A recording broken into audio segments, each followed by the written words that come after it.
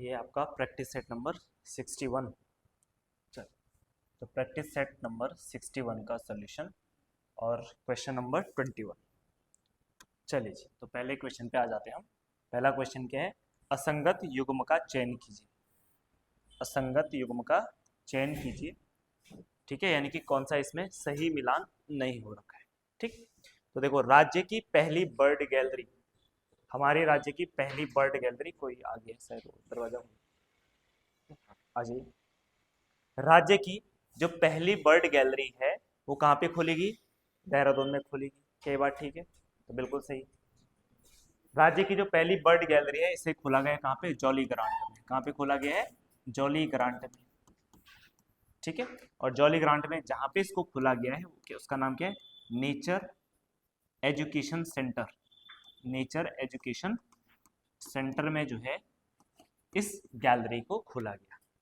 जैसे आपको पता है कि गैलरी मतलब जैसे आपके फोन में गैलरी होती है ना, उस गैलरी में क्या होता है? गैलरी में होती क्या है? अरे फोटोज होती है ना। ठीक है, ऐसे ही समझ लो ये क्या है? बर्ड गैलरी है। जब आप यहाँ जाओगे तो आपको अलग अलग जो भी पक्षियां हैं, इन पक्षियों की क्या मिलेगी? आपकी पूरी फोटो गैलरी मिलेगी वहाँ। ठीक है, अब इससे होगा क्या? क्या होगा इससे? इससे क्या होगा?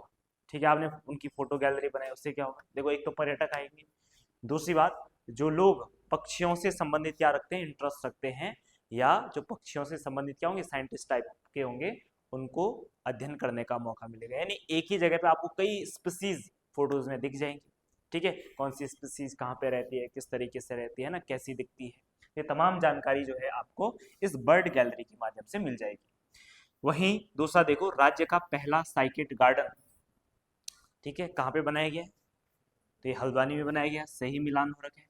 साइकट लगभग वैसे ही पौधे होते हैं जैसे आपने खजूर इनके पेड़ देखे हैं, इस तरीके के। ठीक है, तो जैसे फोटो देख लेना इसके। तो राज्य का पहला साइकट गार्डन मतलब पत्ते उस टाइप के रहते हैं, ये बोल रहा मैं, खजूर का पेड़ नहीं बोल रहा मैं, मतलब पत्ते लव लव उस टाइप के रहते हैं। ठीक, हल्द्वानी में, ये ठीक है।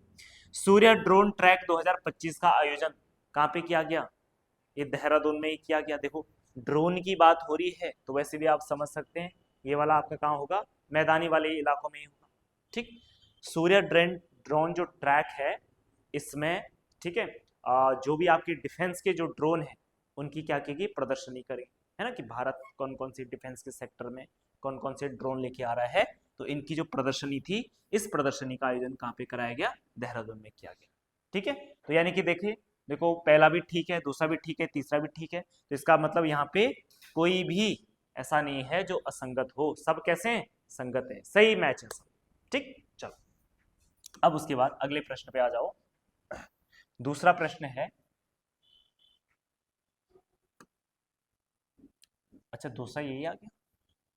चलो दूसरा प्रश्न आ जाओ। राज्य का पहला भूस्खलन अर्ली वार्निंग सिस्टम कहाँ स्थापित किया जाएगा? तो राज्य का जो पहला भूस्खलन अर्ली वार्निंग सिस्टम है, इसको कहाँ पे लगाया गया है? तो ये लगाया गया कहाँ पे? चक्राता में लगाया गया। ठीक है, अर्ली वार्निंग मतलब घटना होने से पहले अगर आपको क्या दी जाए? वार्निंग दी जाए, तो कहीं ना कहीं आप घटना होने तक का इंतजार नहीं करेंगे, आप कुछ ना कुछ अपनी व्यवस्था कर लोगे। ठीक है, वहां से निकलना है निकल सकते हैं। ठीक, तो यानी कि घटना से या भूस्खलन जैसी समस्या से बहुत बड़ी आपदा ना आ जाए, इसके लिए हाल में ही जो हमारे टेक टीम है या आईआईटीज वगैरह है वो क्या कर रही है?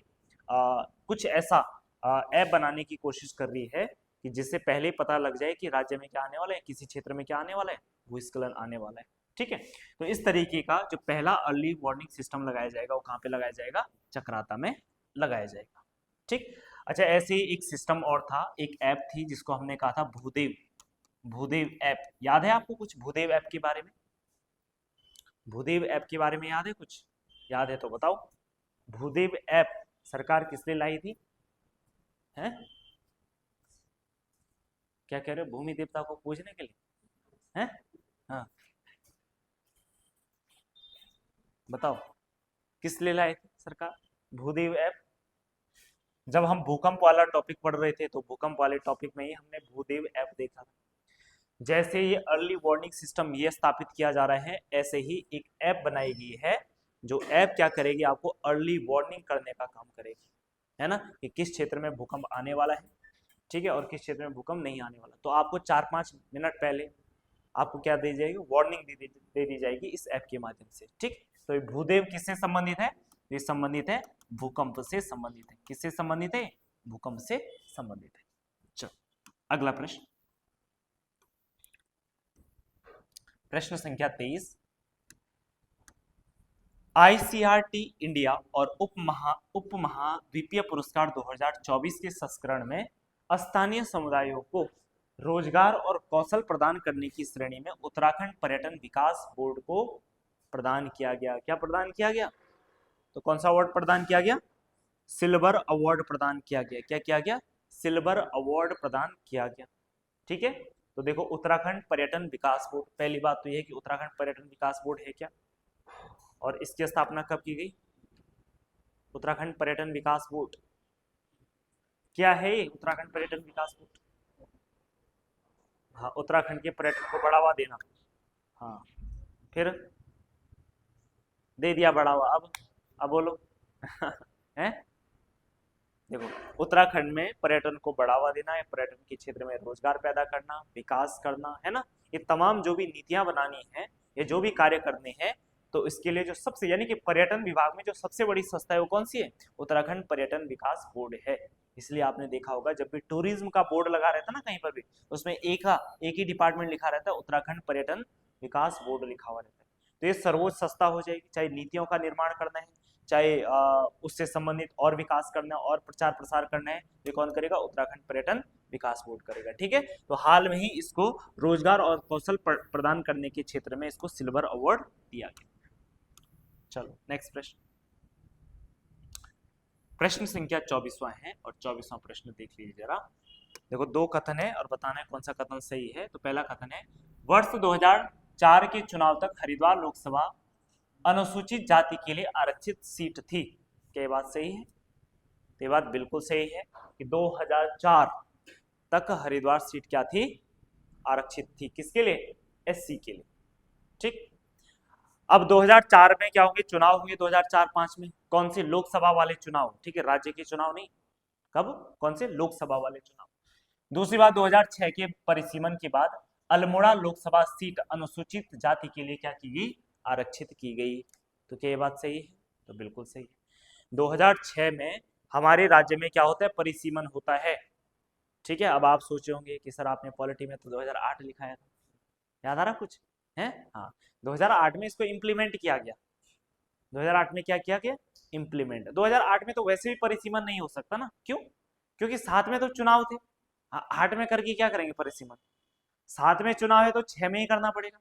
उत्तराखंड विधानसभा के चुनाव कब थे, उस टाइम पे 2007 में थे ना, उत्तराखंड द्वितीय निर्वाचित विधानसभा के लिए चुनाव होते हैं 2007 में। अब परिसीमन चुनाव से पहले तो होता है, चुनाव के बाद होता है, पहले होता ना, तो 2006 में क्या हो गया था, परिसीमन हो गया था, जिसको इंप्लीमेंट किया गया बाद में, ठीक है। चलो अब ध्यान आपको यहाँ पे ये रखना है कि जब 2000, तो पहली बात तो ये याद रखो परिसीमन से संबंधित कि राज्य का जो पहला परिसीमन होता है, फर्स्ट परिसीमन, परिसीमन राज्य का जो पहला परिसीमन होता है, ये होता है कब, 5 नवंबर 2001 में पहला परिसीमन होता है। परिसीमन का अर्थ क्या हुआ कि राज्य में सीटों का डिसाइड करना कि कितनी सीट होनी चाहिए। जैसे क्योंकि 2000 में हमारा उत्तराखंड बना, और जब उत्तराखंड बना तो कितने विधायकों से बना था, कितने विधायकों से बना था, 30 विधायक, है ना। उत्तर प्रदेश विधानसभा की जो 30 विधायक थे उत्तराखंड से, उन्हीं से अंतरिम विधानसभा का गठन किया गया, ठीक। फिर क्योंकि 2002 में चुनाव होने थे, तो इसलिए हमें क्या करना पड़ेगा, 2001 में परिसीमन करना पड़ेगा। तो जब परिसीमन किया गया कब, 5 नवंबर 2001, इसमें सीटें फिक्स की गई कि पूरे उत्तराखंड में विधानसभा के लिए सीटें कितनी होंगी। तो कितनी सीटें डिसाइड की गई फिर कि उत्तराखंड में विधानसभा की कुल सीटें कितनी होंगी, 70, और एक सीट जो है वो किसके लिए होगी एंग्लो इंडियन के लिए होगी, एक सीट। तो इसलिए टोटल कितनी थी, 71 थी, ठीक है। और वैसे टोटल सीटें कितनी हो जाएगी, 70 सीटें हो जाएगी। फिर उसके बाद 2006 में क्या हुआ, परिसीमन हुआ, और 2006 में हमारे राज्य का क्या होता है, सेकंड परिसीमन होता है। क्या होता है, सेकंड परिसीमन होता है। और जब ये परिसीमन किया गया तो इस परिसीमन की अध्यक्षता कौन कर रहे थे, कुलदीप सिंह, कौन कर रहे थे, कुलदीप सिंह की अध्यक्षता में, कुलदीप सिंह की अध्यक्षता में, कुलदीप सिंह की अध्यक्षता में यह परिसीमन कराया जा रहा था। जब यह परिसीमन कराया गया तो ध्यान रखना कि जो पर्वतीय क्षेत्रों की जो 6 सीट थी, उन 6 सीटों को क्या किया गया, समाप्त किया गया। और जो मैदानी क्षेत्र, क्योंकि मैदानी क्षेत्र में लगातार पॉपुलेशन क्या हो रही थी, इंक्रीज हो रही थी, बढ़ रही थी, तो इसलिए मैदानी क्षेत्रों की पॉपुलेशन के हिसाब से वहां पे सीटें क्या की गई, बढ़ाई गई। ठीक है। अब जो पर्वतीय क्षेत्र है, यानी कि जो पहाड़ी वाला जो इलाका है, कि पर्वतीय क्षेत्र में, ठीक है, क्या किया गया, 6 सीटों को क्या किया गया, कम किया गया। 6 सीट, देखो मैंने माइनस कर दिया, माइनस मतलब 6 सीटें कम हुई। अब ये 6 सीटें कौन कौन सी कम हुई, तो जरा देखना। तो 6 सीटें आपकी हुई है, एक हुई है धुमाकोट, कौन हुई है, एक हुई आपकी धुमाकोट, और दूसरी सीट है आपकी कौन सी, थलीसैंण। कहां पर पड़ते हैं धुमाकोट और थलीसैंण, ये दोनों पड़ते हैं कहां पे, पौड़ी गढ़वाल में पड़ता है। कहां पे पड़ता है, पौड़ी गढ़वाल में पड़ता है। तो 2 सीटें पौड़ी से समाप्त किया गया। इसके अलावा एक सीट जो है आपके चमोली से समाप्त की गई, और ये सीट हुआ करती थी कौन सी, नंदप्रयाग, है ना, और ये कहां की है, चमोली, चमोली से इस सीट को समाप्त किया गया।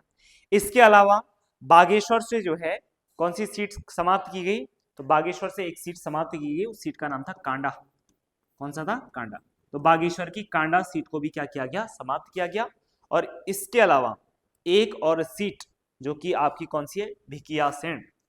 कितने हुए, 1 2 3 4 हुए ना अभी, तो 2 सीटें और हो जाएंगी। भिकियासैंण आपका कहां पड़ता है, भिकियासैंण कहां पड़ता है, अल्मोड़ा। तो अल्मोड़ा की एक सीट इसको भी कम किया गया। और इसके अलावा एक सीट जो है आपकी कहां पर, पिथौरागढ़ में, जिसका नाम था कनाली छीना, इस सीट को भी क्या किया गया, समाप्त की गई। ठीक है। तो यानी कि पहाड़ी क्षेत्रों की इन 6 सीटों को क्या किया गया, समाप्त किया गया। वही मैदानों में जो है, अगर यहाँ 6 सीटें समाप्त हो रही है, तो 6 सीटें उधर बढ़ानी पड़ेगी। ठीक है। अब मैदानों में जो 6 सीटें बढ़ाएगी, तो कौन कौन सी बढ़ाएगी, तो एक सीट आपकी कौन सी है, एक है नानक मत्ता। 2 सीटें आपकी उधम सिंह नगर में बढ़ाएगी, एक नानक मत्ता है, और दूसरी सीट कौन सी है, किच्छा। ठीक है, नानक मत्ता और किच्छा, और ये दोनों कहां पर है आपके, उधम सिंह नगर में हो जाएगा। ठीक है, उधम सिंह नगर में हो जाएगा। इसके अलावा 2 सीटें जो हैं आपकी हरिद्वार में बढ़ाएगी। 2 सीटें कहां बढ़ाएगी, हरिद्वार में। एक तो आपकी कौन सी, भेल। ठीक है, भेल इंडस्ट्रियल एरिया है, और इंडस्ट्रियल एरिया होने की वजह से यहाँ पे बहुत तेजी से क्या होगी, जनसंख्या बढ़ गई, जनसंख्या लाखों में पहुंच गई, तो इसलिए इसको भी एक सीट बनाया गया। दूसरा कौन सा आपका, हरिद्वार ग्रामीण। दूसरी सीट कौन सी बनाएगी, हरिद्वार ग्रामीण बनाएगी। तो ये 2 सीटें आपकी कहाँ पे हो जाएंगी, हरिद्वार में हो जाएगी। वहीं देहरादून की बात करें तो देहरादून में भी एक सीट बढ़ाएगी, और उस सीट का नाम क्या था, रायपुर। ठीक है, देहरादून में कौन सी सीट बढ़ाएगी, रायपुर।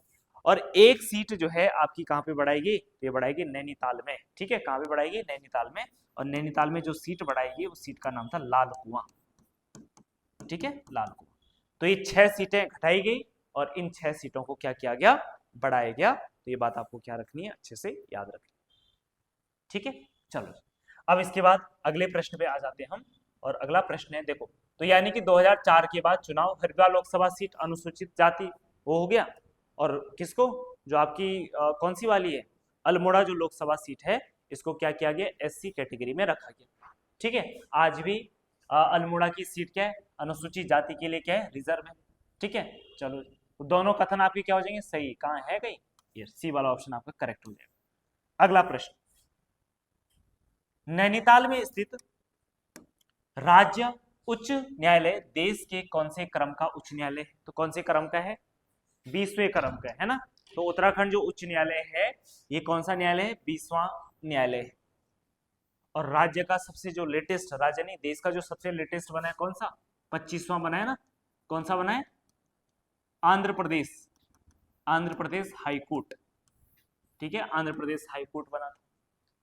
उत्तराखंड हाई कोर्ट के बारे में बात करें तो हाई कोर्ट में सबसे इंपॉर्टेंट है ना जो व्यक्ति होता है, जो पद होता है, वो कौन सा होता है आपका, कौन सा पद होता है। अच्छा, पहली बात तो ये बताओ कि जो हाई कोर्ट की व्यवस्था है, इस संविधान के किस अनुच्छेद में, अनुच्छेद 214। अनुच्छेद 214 में यह व्यवस्था दे रखी है कि प्रत्येक राज्य में वहां की न्याय व्यवस्था को देखने के लिए क्या होना चाहिए, कि एक हाई कोर्ट होना चाहिए। अब क्योंकि संविधान के अनुच्छेद 214 में है, अब क्योंकि उत्तराखंड नया राज्य बन गया है, है ना। तो क्या होना चाहिए, हाई कोर्ट का निर्माण होना चाहिए। तो इसलिए हमने क्या किया, हाई कोर्ट बना दिया। और कहाँ पे बनाया, नैनीताल में बनाया।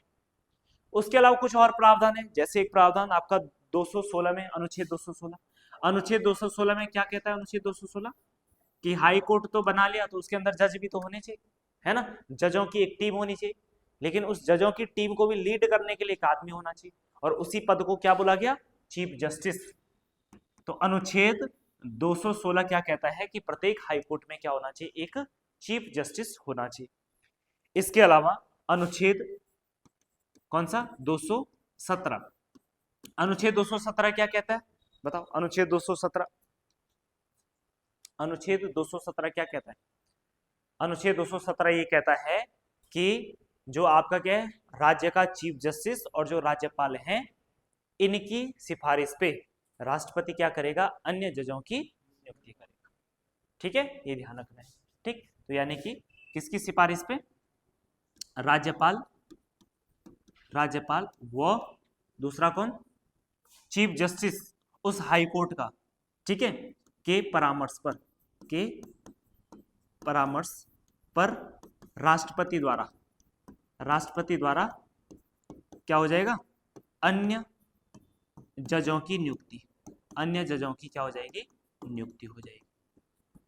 ठीक है, अन्य जजों की क्या हो जाएगी, नियुक्ति हो जाएगी। ठीक है, चलो जी। इसके अलावा आप मुझे बताओ कि अगर किसी भी व्यक्ति को, किसी भी व्यक्ति को अगर चीफ जस्टिस बनना है तो उसके लिए क्या क्या रिक्वायरमेंट है, या हाई कोर्ट का न्यायाधीश बनना है तो उसके लिए क्या रिक्वायरमेंट होती है, मिनिमम, मिनिमम क्वालिफिकेशन क्या होती है, होती ही नहीं है, हाँ होती है ना, क्या होती है मिनिमम क्वालिफिकेशन है, कम से कम उसको लीगल क्षेत्र में 10 साल का क्या हो, अनुभव।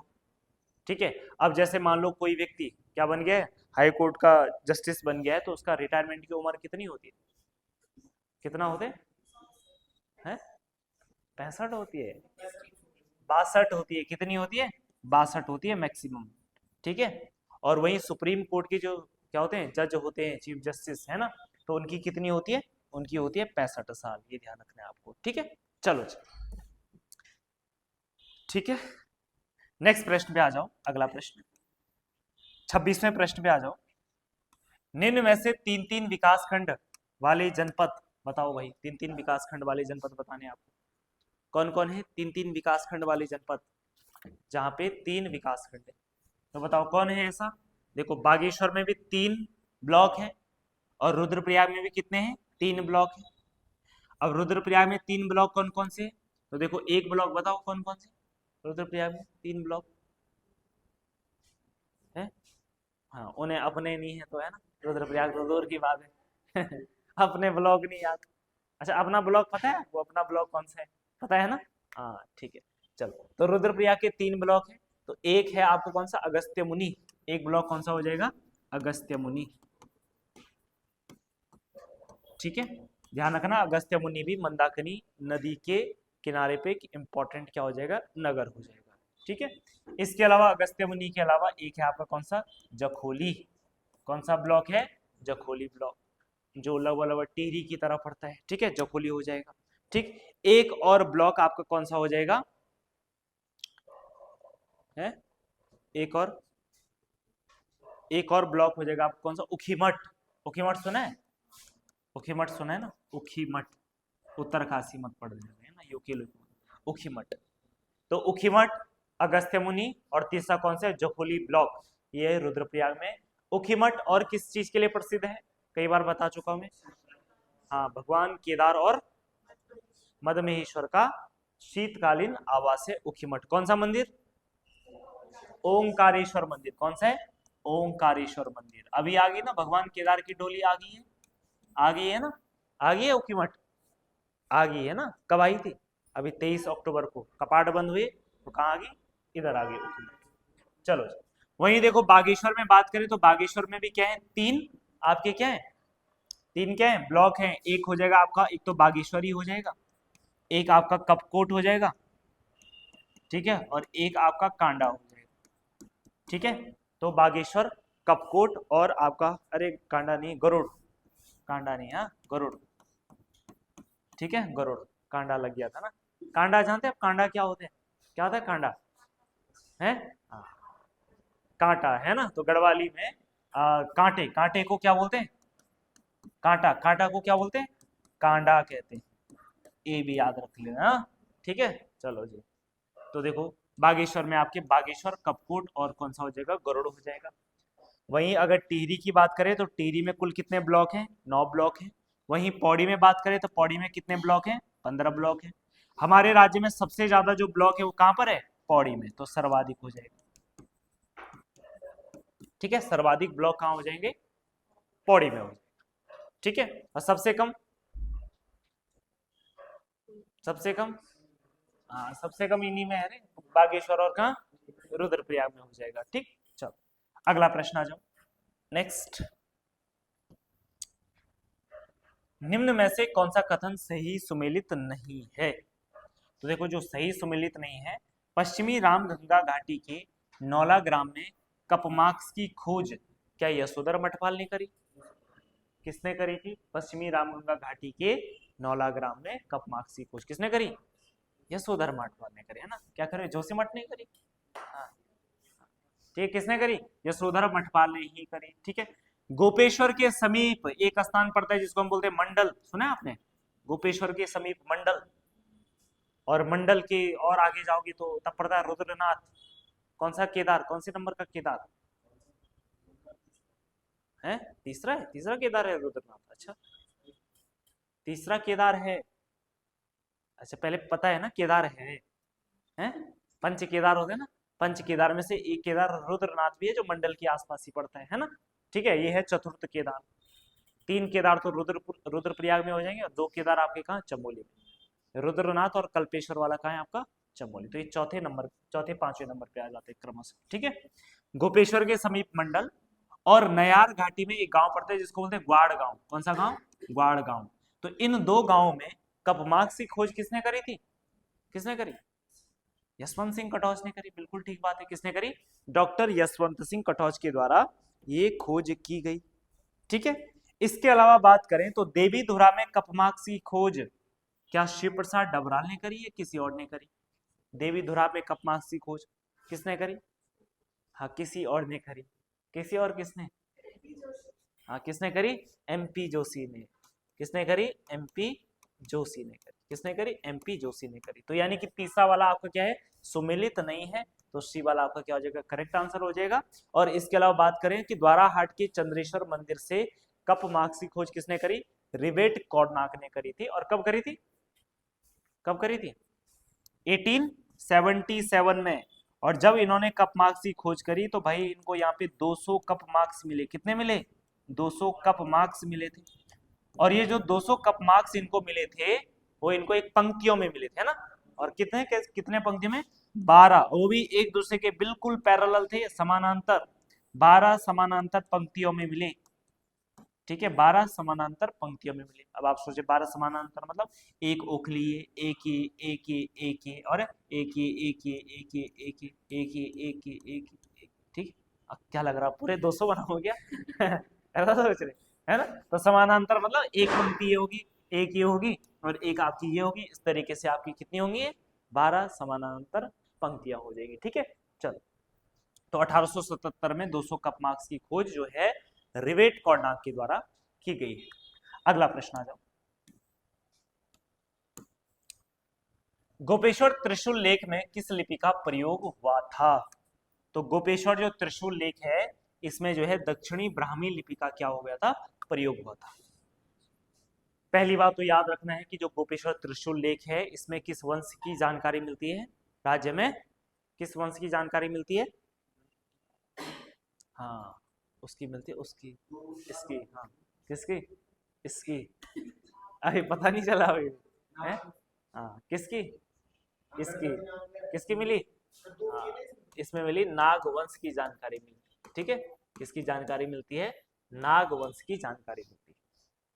तो एक तो आपका कौन से गोपेश्वर का त्रिशूल लेख है, और दूसरा है बाड़ाहाट का त्रिशूल लेख। इन 2 लेखों से जो है, या इन 2 त्रिशूल लेखों से जो है हमारे राज्य में नागवंश होने की क्या मिलती है? पुष्टि मिलती है। और जनरली इन्होंने जो है हमारे राज्य में शासन किया था 6वीं से लेकर 7वीं शताब्दी के बीच में लगभग ऐसा माना जाता है कि नागवंश के राजाओं ने यहाँ पे क्या किया था, शासन किया था। वहीं अगर बात करें कि जो आपका गोपेश्वर का त्रिशूल लेख है, इस त्रिशूल लेख में 4 नाग राजाओं का उल्लेख मिलता है। ठीक है, 4 नाग राजाओं का क्या मिलता है, उल्लेख मिलता है। और जो आपके 4 नाग राजा हैं, इनके नाम क्या क्या हैं, तो इनके नाम है, एक है स्कंदनाग, एक है कौन, स्कंदनाग, ठीक है, एक है गणपति नाग, ठीक है, एक है कौन, विभुनाग, और एक है आपके कौन, अंशु नाग है। ठीक है, हाँ ये एक क्रम है इसका, स्कंदनाग, गणपतिनाग, विभुनाग और आपका कौन सा हो जाएगा, अंशुनाग। ठीक है, तो एक क्रम से यहाँ स्कंदनाग, गणपतिनाग, विभुनाग और अंशुनाग हो जाएगा। ठीक, इसके अलावा बात करें तो एक और त्रिशूल लेख मिला हमारे राज्य में, कहाँ पे, बाड़ाहाट। बाड़ाहाट कहाँ पड़ता है, उत्तरकाशी। उत्तरकाशी का पुराना नाम क्या था, बाड़ाहाट था। ठीक है, तो देखो उत्तरकाशी, उत्तरकाशी का बाड़ाहाट का, बाड़ाहाट त्रिशूल लेख, बाड़ाहाट त्रिशूल लेख।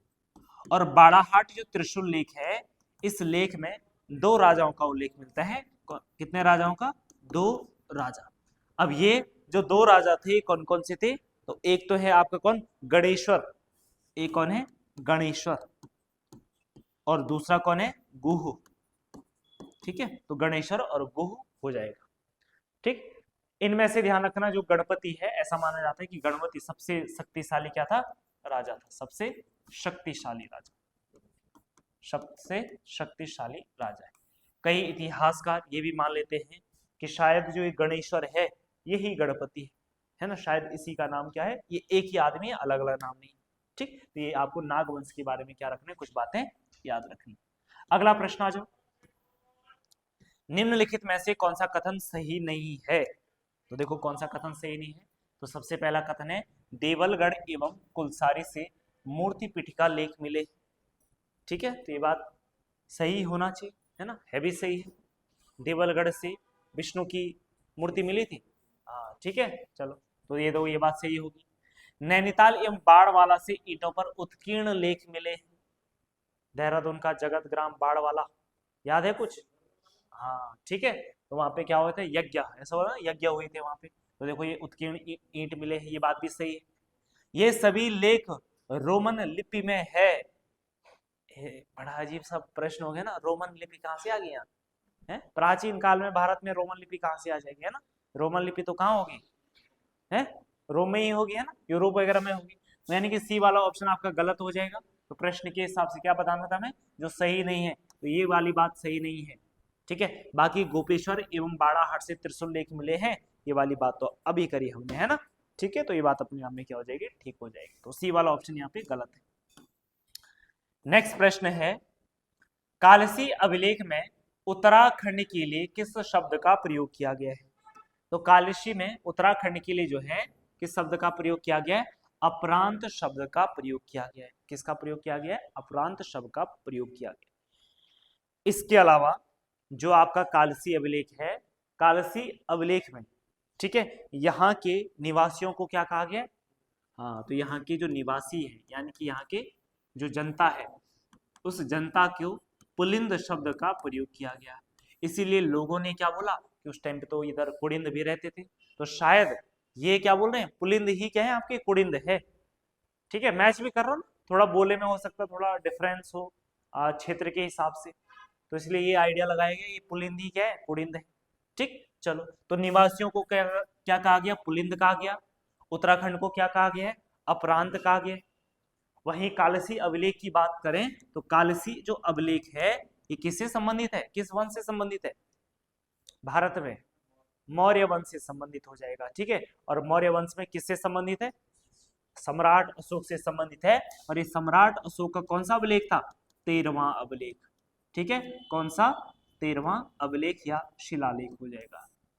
ठीक, और जो अभिलेख है ये कौन से साल का था, कौन से साल का है, 257 बीसी, 257 बीसी, समझ रहे आप, 257 बीसी, यानी कालसी में जो अभिलेख है, पता है कब बन गया था, कितने साल पहले, आज से, ये 2025 चल रहा है, और 200 साल और जोड़ो इसमें, 2025 में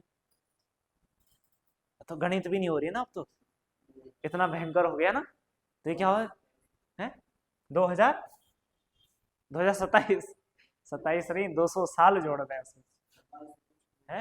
हाँ 2200 कुछ हो जाएगा ना, जब 2200 कुछ होगा जब, तो तब आप, हाँ ठीक है, तो इतने साल 2200-2300 साल हो गए जो कालसी में जो अभिलेख अभी पड़ा है, शिलालेख पड़ा है। ठीक है, तो ये 257 बीसी का था। लेकिन ध्यान रखना, इस इसको सबसे पहले इसकी खोज जो करी थी उत्तराखंड में, किस व्यक्ति ने करी थी? फॉरेस्ट ने करी थी। ठीक है, उसका नाम क्या था? Forest, mister forest.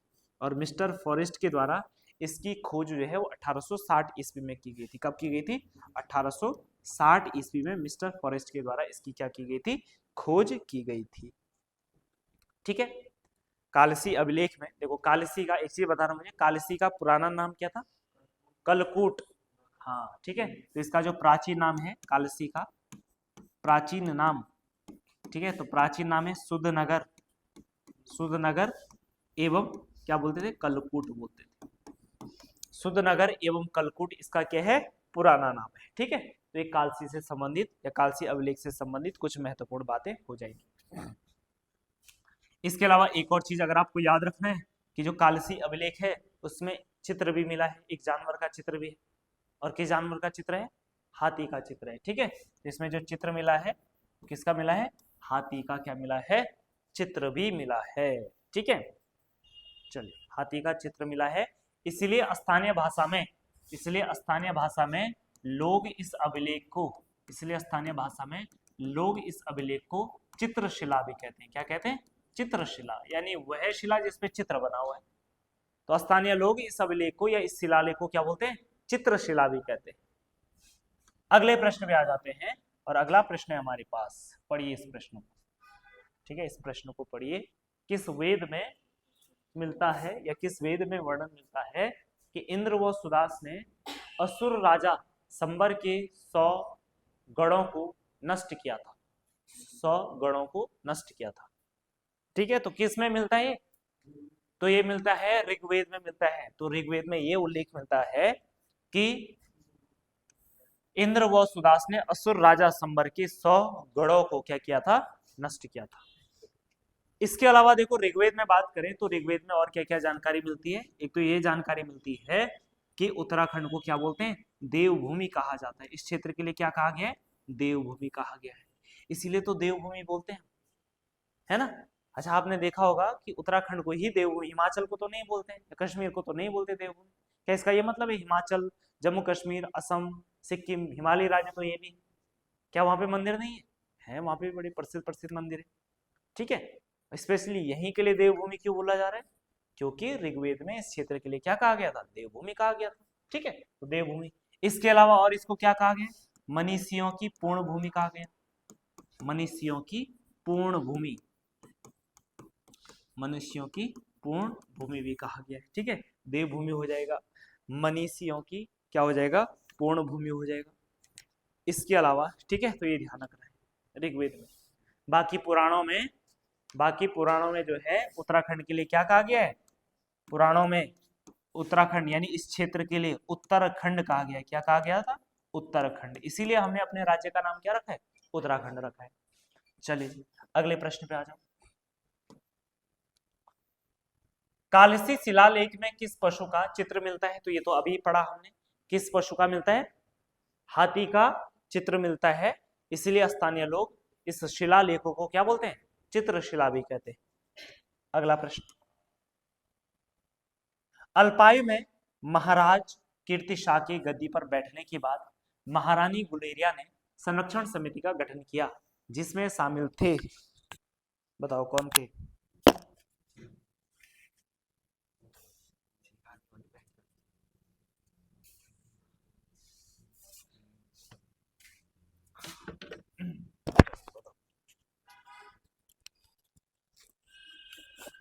बताओ। तो देखो कौन कौन से थे इसमें। एक तो इसमें थे शिवदत्त डंगवाल, दूसरे कौन है? राम रतोड़ी, और तीसरे कौन? विश्वेश्वर दत्त सकलानी। तो कहिए 1 2 4, 1 2 4, option B is right answer. ठीक है, तो जो आपके कीर्तिशाह, कीर्तिशाह के पिता कौन थे? कौन थे? प्रताप शाह थे, है ना। और इसी प्रताप शाह की रानी कौन थी? महारानी गुलेरिया थी। अब जब प्रताप शाह की मृत्यु हुई तब कीर्ति शाह जो कि इनका बेटा था बहुत छोटा था। अब इतना छोटा है, इतने छोटे को कहाँ राजा बनाए ना। कैसा लगेगा राजा वहां 5 साल का 6 साल का, राजा वहां गोद में खेल रहा है ना, कैसा लगेगा? बढ़िया लगेगा, है ना। ठीक है, चलो। तो इसलिए उस टाइम पे क्या किया जाता था, एक संरक्षण समिति का गठन किया जाता था, है ना। संरक्षण समिति बनती थी, उसमें कुछ लोग रखे जाते थे और उसी संरक्षण समिति के माध्यम से क्या किया जाता था, शासन किया जाता था। ठीक है, चलो जी। और इस संरक्षण समिति का जो नाम था वो नाम क्या था? Council of Regency. उसका नाम क्या था? Council of Regency. Council of Regency इस संरक्षण समिति का नाम था। और इसी समिति में कौन कौन से थे? शिवदत्त डंगवाल, राम रतोड़ी और विश्वेश्वर दत्त सकलानी जी हो जाएंगे। ठीक है, बाकी अगर बात करें किसके बारे में, कीर्ति शाह के बारे में, तो कीर्ति शाह ने अपने जीवन काल में कई सारे काम भी किए हैं। पहली बात तो कीर्ति शाह का समय काल था कब? 1886 से लेकर के और 1913 तक। 1886 से लेकर के 1913। हालांकि शुरुआत की जो 6-7 साल थे वो डायरेक्ट रूप से शासन नहीं कर रहा था, है ना। और उसने शासन शायद 92 ऐसे कुछ स्टार्ट किया था, है ना। ठीक है, चलो। जब कीर्ति शाह राजा बन गया तो इसने सबसे पहले क्या किया, एक काम करवाया कि जो पहले मिडिल स्कूल हुआ करती थी वहां पे उसको उच्चीकृत कर दिया और उसको हाई स्कूल बना दिया। ठीक है, तो 1891 में इसको प्रताप हाई स्कूल बनाया दिया। Pratap high school, Pratap high school. ठीक है, प्रताप हाई स्कूल बना दिया गया। इसके अलावा 1894 ईस्वी में, ठीक है, एक गांव पड़ता था कहाँ? टिहरी में। और उस गांव का नाम था बिलोली गांव। ठीक है, कौन सा गांव था? बिलोली गांव। इसी बिलोली गांव को इसने क्या बना दिया? शहर में तब्दील कर दिया। ठीक है, और शहर कौन सा बना? कीर्तिनगर। तो कीर्तिनगर का पुराना नाम क्या था? बिलोली गांव था। ठीक, फिर साल आया 1897। 1897 में महारानी विक्टोरिया के सम्मान में इसने टिहरी में क्या किया? घंटा घर का निर्माण कर दिया। ठीक है, इसका निर्माण किया, घंटा घर का निर्माण किया। और ये घंटा घर जो था लगभग 110 मीटर। आज भी है घंटा घर वहां पे। अब कहां से होगा है ना, है टिहरी में भी है ना। हाँ, हाँ, पुरानी टिहरी में रहा होगा ना ये तो। अच्छा, सिमिलर बना दिया ना। अरे बनाने की बात अलग है, इस वाले की बात कर रहे हो 97 में बना है ना, तो ये तो डूब गया अब, है ना। हाँ, चलो। 1897 में घंटाघर का क्या किया गया? निर्माण किया गया। जैसे घंटाघर इधर भी है ना, है घंटाघर यहाँ पे। कहाँ पे? Clock tower. क्या होता है वहां पे? घंटाघर में क्या होता है? अच्छा, क्यों घंटाघर क्यों बनाए जाते थे? टाइम को देखने के लिए। पहले टाइम पे घड़ियां इतने नॉर्मल नहीं था ना आम, तो इसीलिए चौकों पे क्या किया था, अंग्रेज बड़े अच्छे दिमाग वाले होते थे, तो जो मेन चौराहे चौक हुआ करते थे वहां पे क्लॉक टावर का निर्माण, घंटाघर का निर्माण करते थे, ताकि कोई भी आदमी अगर वहां से गुजर रहा है तो आराम से टाइम देख सकता है कि भाई टाइम कितना हो रहा है।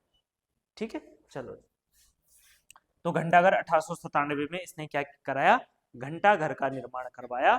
और 1909 में इसने एक संस्कृत पाठशाला का भी निर्माण करवाया। ठीक है, और उस संस्कृत पाठशाला का नाम था हिवेट संस्कृत पाठशाला। हिवेट संस्कृत पाठशाला, संस्कृत पाठशाला, हिवेट संस्कृत पाठशाला। ठीक है, इसके अलावा कीर्ति शाह से संबंधित कई प्रश्न और भी आ जाते हैं। जैसे इसने एक फोर्स का गठन भी किया था। ठीक है, क्या था उसका नाम? Miners and sappers. Miners and sappers नाम की फोर्स बनाई थी। इसके अलावा इसने bank of Garhwal, bank of Garhwal की भी इसने स्थापना की थी। ठीक है, जो कि क्या था? एक कृषि बैंक था। ठीक है, इसके अलावा और इसने क्या क्या किया? इसके अलावा इसने जो है एक हिंदी टाइप राइटर का भी आविष्कार किया था। Hindi type writer, type writer का भी इसने क्या किया? आविष्कार किया। ठीक है, इसके अलावा इसने प्रेस भी बनवाई। ठीक है, तो ये तमाम कार्य जो है किसके द्वारा की गई? कीर्ति शाह के द्वारा किया गया था। ठीक है, हाँ, अगला प्रश्न आ जाओ। मानस पुत्री एवं नाग कन्या के रूप में किस देवी को जाना जाता है? तो देखो इसको दिमाग से ही कर सकते, मानस पुत्री मनसा देवी है ना, ठीक है, तो मनसा देवी हो जाएगा। तो मानस पुत्री नाग कन्या के रूप में मनसा देवी को जाना जाता है, ठीक है। अगला प्रश्न, चंपावत जिले में स्थित निम्न मंदिरों के संदर्भ में क्या सही नहीं है?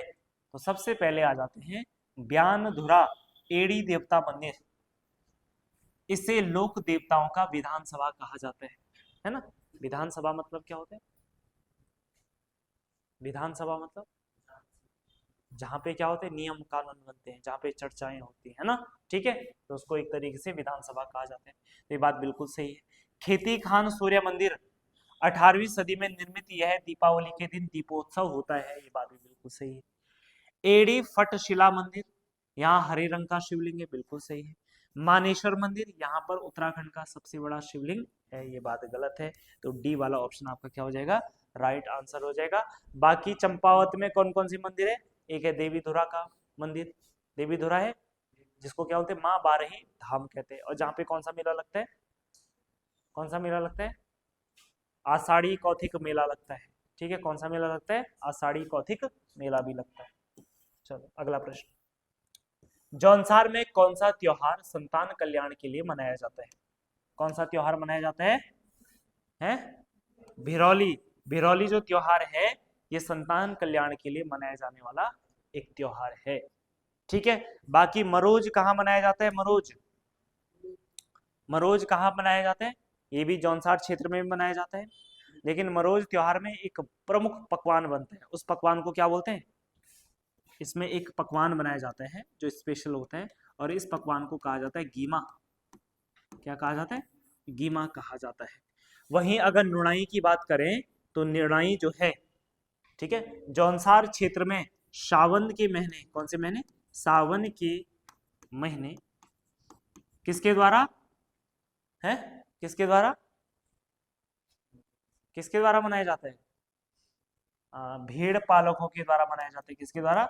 भेड़ पालकों, हाँ ठीक है, भेड़ पलाको, पलाको नहीं भेड़ पालकों, है ना, ठीक है, या इसको हम कह सकते हैं चरवाहों द्वारा मनाया जाने वाला ये क्या है, त्योहार है आपका, ठीक है। तो सावन के महीने भेड़ पालकों के द्वारा ये त्योहार मनाया जाता है। और वहीं अगर बात करें अठोई की, तो जो अठोई है, बताओ अठोई, ठीक है, ये किस रूप में मनाते हैं? अठोई ये जन्माष्टमी के रूप में मनाते हैं। तो जन्माष्टमी के रूप में जौनसारियों के द्वारा अठोई त्योहार मनाया जाता है। वहीं अगर बात करें जो बैसाखी मेला होता है, बैसाखी जो त्योहार होता है किस रूप में मनाते हैं? तो ये मनाते हैं किस रूप में? विश्व त्योहार के रूप में मनाते हैं, ठीक है। वहीं दशहरा की बात करें तो ये दशहरा को किस रूप में मनाते हैं? दशहरा को ये पांचों के रूप में मनाते हैं, ठीक है, पांचों के रूप में मनाते हैं। वहीं दशहरा को ये क्या बोलते हैं? दशहरा को बोलते हैं क्या है? दशहरा को ये पायता बोलते हैं। क्या बोलते हैं? पायता, ठीक है। देखो दशहरा को ये पायता बोलते हैं और मनाते हैं किस रूप में? पांचों के रूप में मनाते हैं, ठीक है, पांचों, पांचों मतलब पांच, क्योंकि ये जनरली इस त्योहार को पांडवों से जोड़ते हैं, तो इसलिए क्या बोलते हैं? पांचों या पायता कहते हैं, ठीक। इसके अलावा बाकी और कोई त्योहार है? एक त्योहार याद रख लेना, जौनसारियों का बड़ा इंपॉर्टेंट त्योहार है, इसको बोलते हैं जागड़ा, ठीक है। जागड़ा जो त्योहार है किससे संबंधित है? भगवान महासु से संबंधित है, जो कि जौनसारियों के प्रमुख लोक देवता है। जागड़ा के दिन ये लोग क्या करते हैं? हाँ ठीक है, इनकी जो मूर्ति होती है महासु देवता को टोंस नदी में स्नान करवाने के लिए ले जाते हैं, ठीक है। कहाँ ले जाते हैं? टोंस नदी में स्नान करवाने के लिए ले जाते हैं। और कब होता है ये त्योहार, ये मेला, ये त्योहार कब होता है? कौन से महीने होता है? भादो के महीने, ठीक है, भादो के महीने यानी भाद्रपद माह में आयोजित किया जाता है, ठीक है। तो जौनसारियों से संबंधित कुछ प्रमुख आपकी क्या हो जाएंगे? त्योहार हो जाएंगे। अगला प्रश्न, जौनसारी जनजाति की वेशभूषा से संबंधित सूची 1 और सूची 2 से सम्मिलित करना है। सबसे पहले ऊन से बने जो पैजामे होते हैं, ऊन से बने पैजामे को जौनसारी के लोग क्या बोलते हैं? क्या बोलते हैं? ये बोलते हैं झंगोली कहते हैं, झगुला नहीं है, झंगोली। क्या बोलते हैं?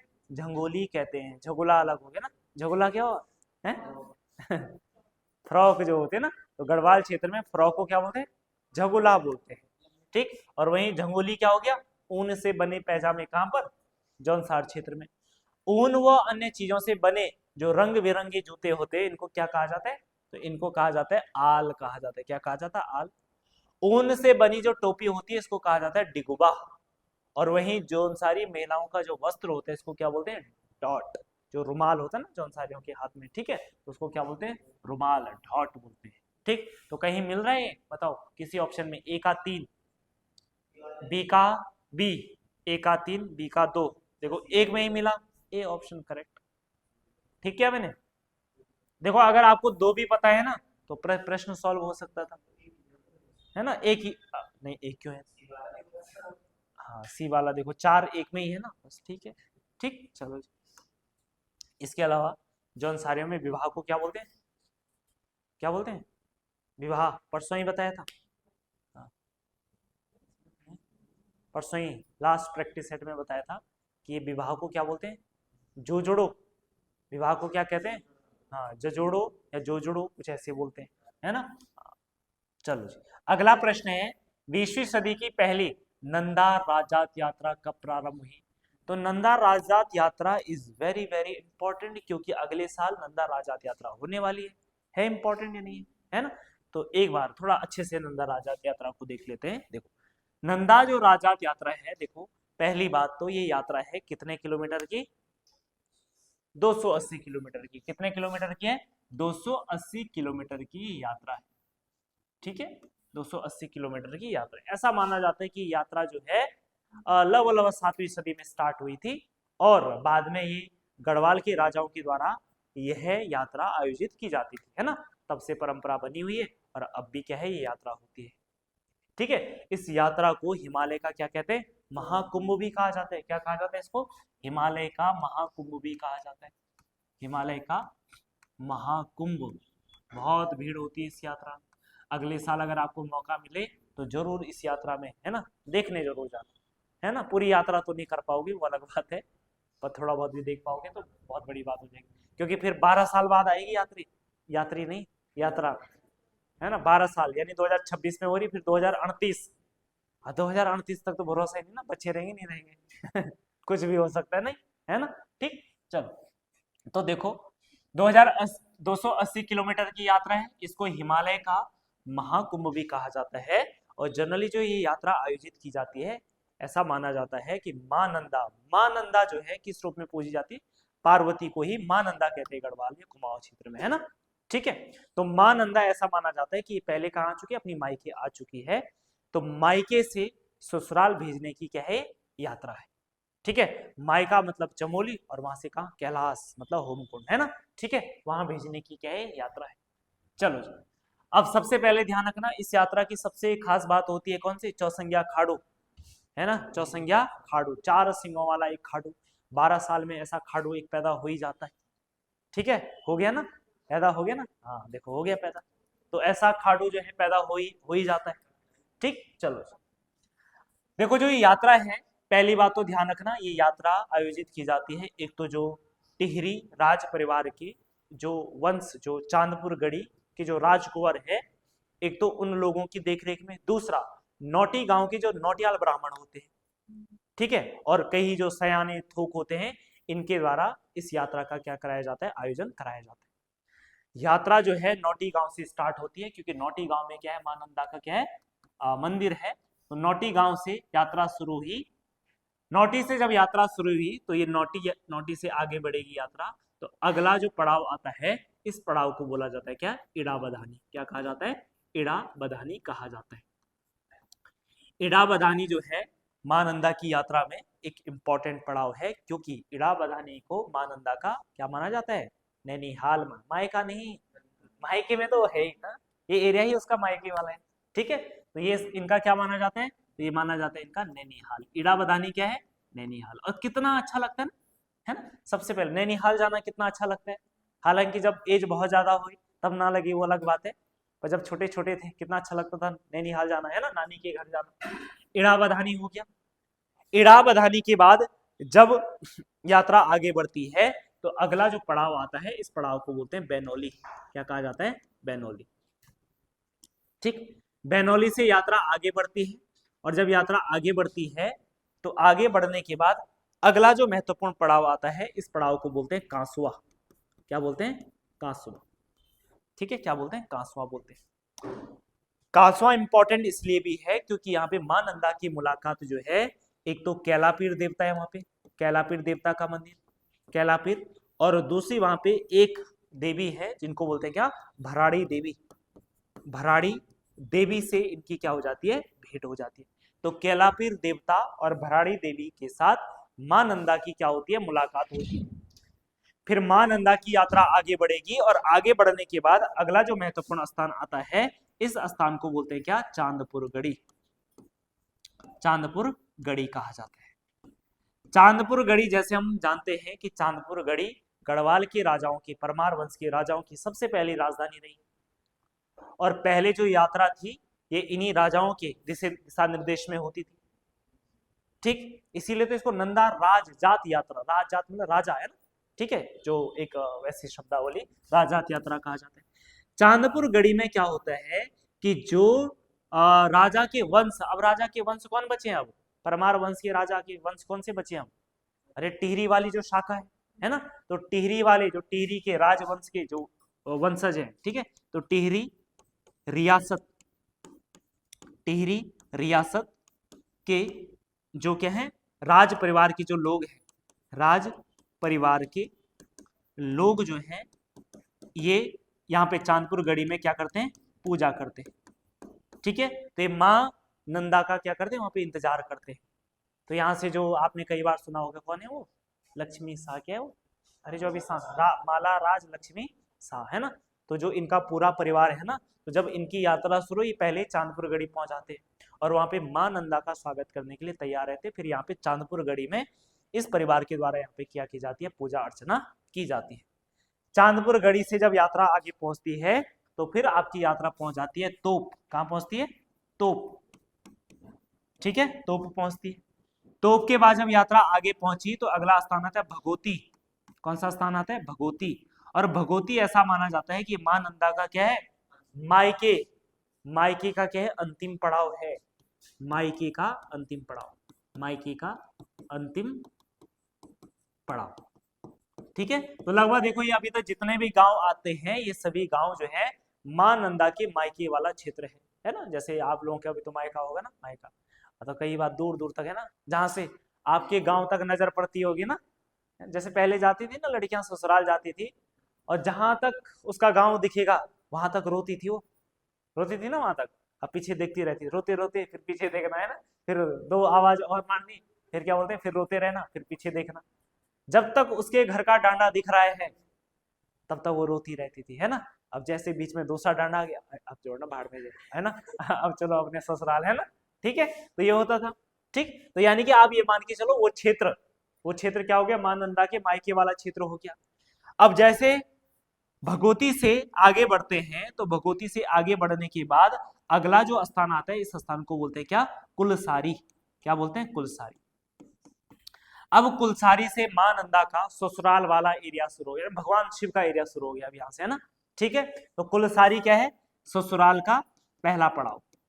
ससुराल का पहला पड़ाव हो गया। ठीक है, ससुराल का पहला पड़ाव हो जाएगा। ठीक है, ससुराल का पहला पड़ाव। कुलसारी से यात्रा आगे पहुंची तो अगला महत्वपूर्ण जो आपका क्या आता है? पड़ाव आता है, इसको बोलते हैं थराली कहा जाता है। ठीक है, और जो थराली है, थराली से फिर आगे बढ़ी यात्रा, फिर आपका पहुंचती है कहां? नंद केसरी। और नंद केसरी जो है ये एरिया लगभग लगभग कुमाऊं और गढ़वाल का मिलन केंद्र है ना। यहाँ पे जो कुमाऊं के लोग होते हैं ये इस यात्रा में क्या होते हैं? शामिल होते हैं। ठीक है, तो कुमाऊं के लोग क्या होते हैं? क्या होते हैं? कुमाऊं के लोग यहाँ पे शामिल होते हैं। इसके अलावा ध्यान रखना कि जो नंद केसरी, थराली, ये वाला जो क्षेत्र है ना, इस क्षेत्र को कहते हैं बधान क्षेत्र कहते हैं। अब बदान क्षेत्र की जो नंदा है, बदान क्षेत्र की नंदा भी इस यात्रा में क्या हो जाती है? शामिल हो जाती है। ठीक है, तो क्या लिखेंगे? नंद केसरी में ही बदान क्षेत्र की नंदा, बदान क्षेत्र की जो नंदा है, ठीक है, बदान क्षेत्र की नंदा भी क्या हो जाती है? सम्मिलित हो जाती है। ठीक है, नंद केसरी से हम आगे बढ़ेंगे तो नंद केसरी से जैसे हम आगे बढ़े तो अगला स्थान आता है कौन सा? देवाल।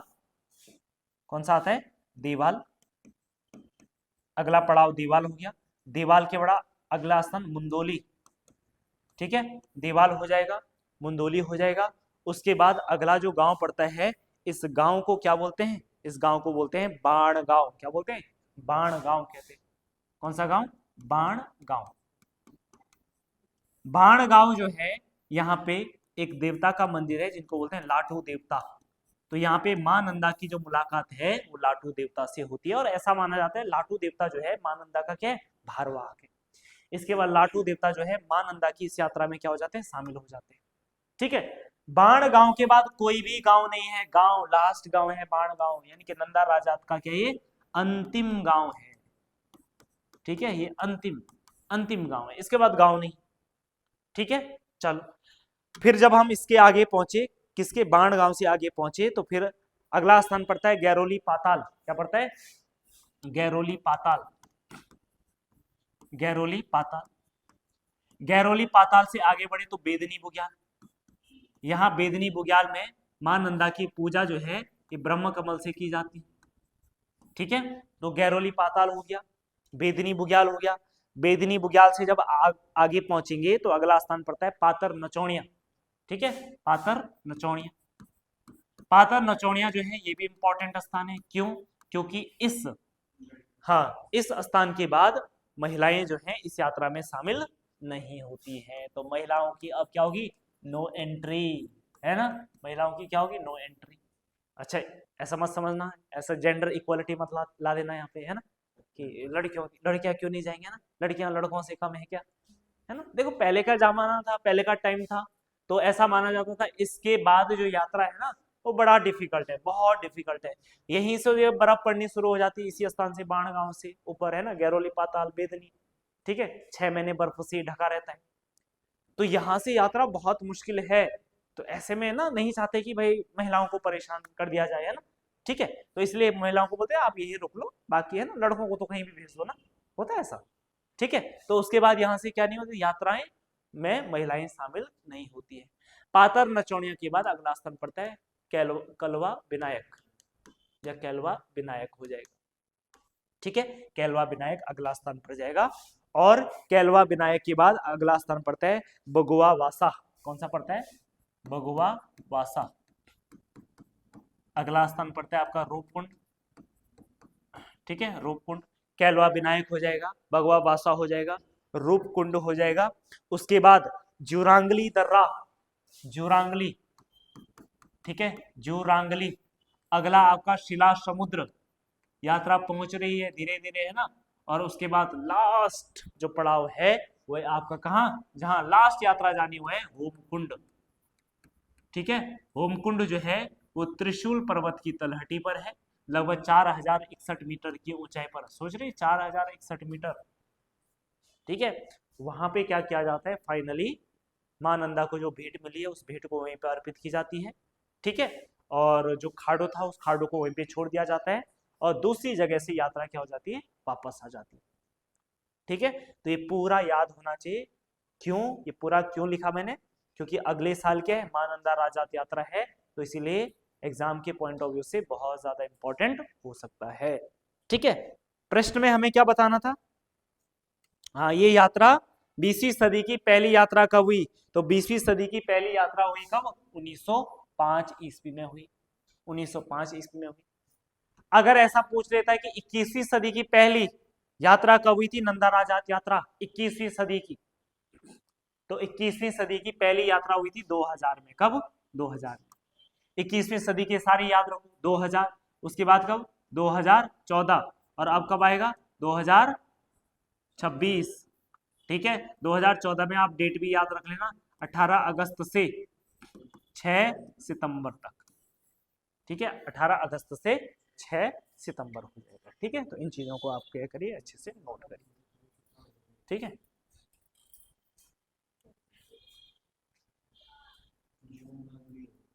ज्यूरांगली दर्रा।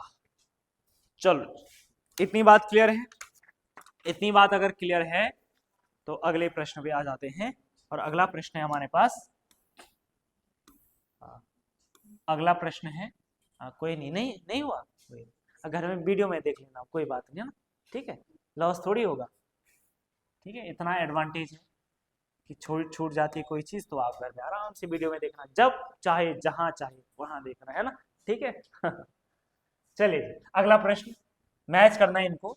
सबसे पहले देखो, गंगा दशहरा, गंगा दशहरा आजकल मैं त्योहार ही पढ़ा रहा हूँ सुबह सुबह वाले बैच में, और जिसने अगर गलत आंसर किया तो उसका त्योहार खराब हो जाएगा फिर। बताओ गंगा दशहरा, बताओ गंगा दशहरा कब मनाया जाता है? ज्येष्ठ दशमी को मनाया जाता है। कब मनाया जाता है? ज्येष्ठ दशमी। ऐसा माना जाता है इस दिन माँ गंगा जो है वो धरती पे क्या हुई थी? अवतरित हुई थी। ठीक है। दूसरा, रक्षाबंधन, रक्षाबंधन कब होता है? तो ये होता है श्रावण पूर्णिमा को। वहीं चैतौल की बात करें तो चैतौल कब होता है? चैत्र माह की अष्टमी को। और सातु आठू ये भाद्र मास की सप्तमी व अष्टमी को होता है। ठीक है, तो कोई मिल रहा है इसमें? ए का 4 और बी का 1, ए का 4 बी का 1, D is correct answer. D वाला है, सी मत करना, डी वाला आंसर है ये। ठीक है, चलो अगला प्रश्न आ जाओ।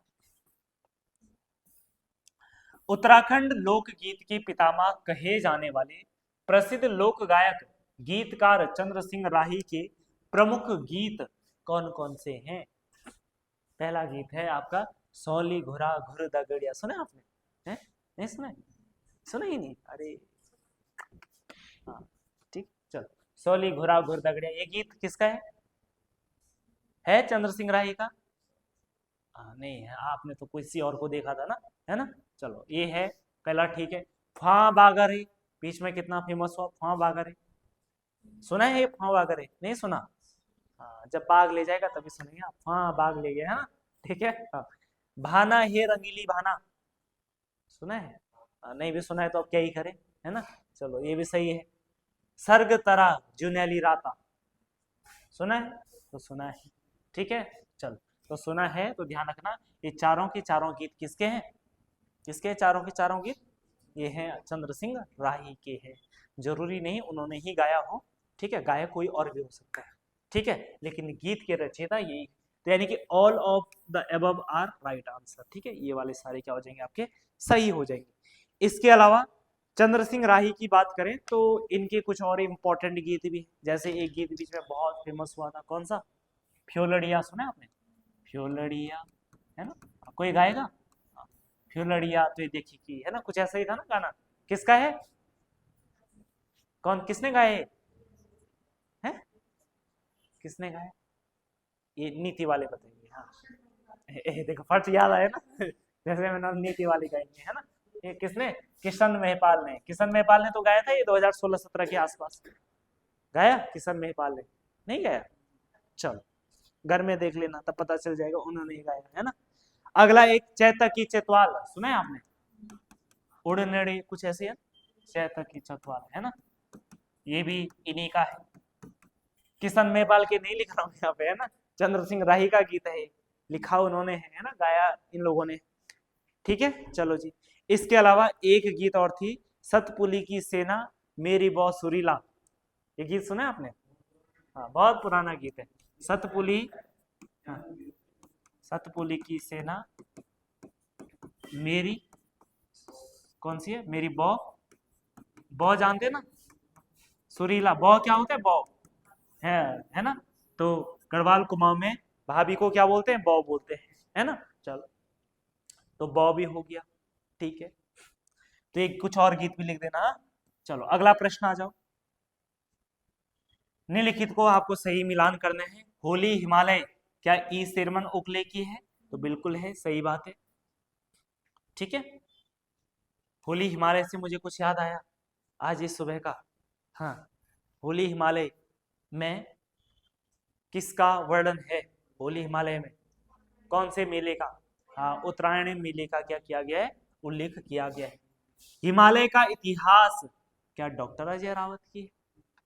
हिमालय का इतिहास किसकी है? बताओ रे।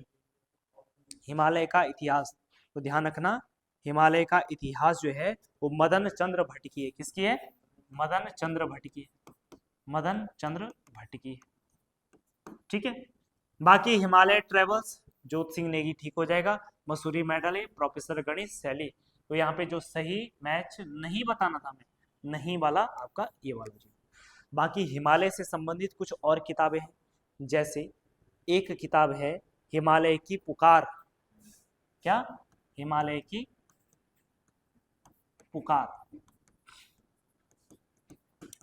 हिमालय की जो पुकार है, इस किताब के लेखक हैं जयप्रकाश भारती। जयप्रकाश भारती जी हो जाएंगे, जयप्रकाश भारती, हिमालय की पुकार। उसके अलावा एक किताब हिमालय परिचय। हिमालय परिचय किसकी है?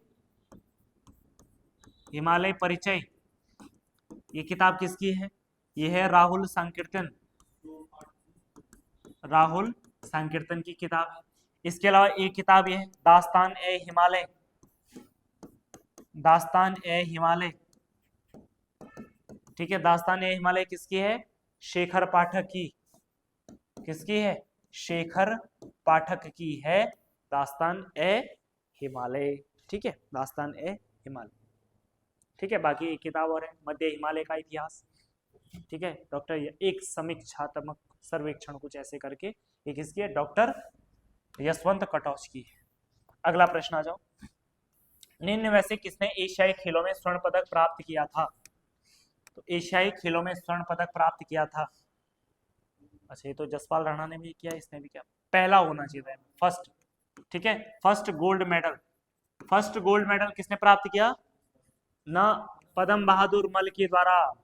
ठीक है, पद्म बहादुर मल के द्वारा पहला जो है क्या किया गया था? प्राप्त किया गया था। और कब किया गया था? 1962 में। और क्या थे ये? कौन से खिलाड़ी थे? ये थे बॉक्सिंग वाले खिलाड़ी थे। कौन से खिलाड़ी थे? बॉक्सिंग वाले खिलाड़ी थे। वहीं जसपाल राणा, जसपाल राणा ने मेडल जीता था कब?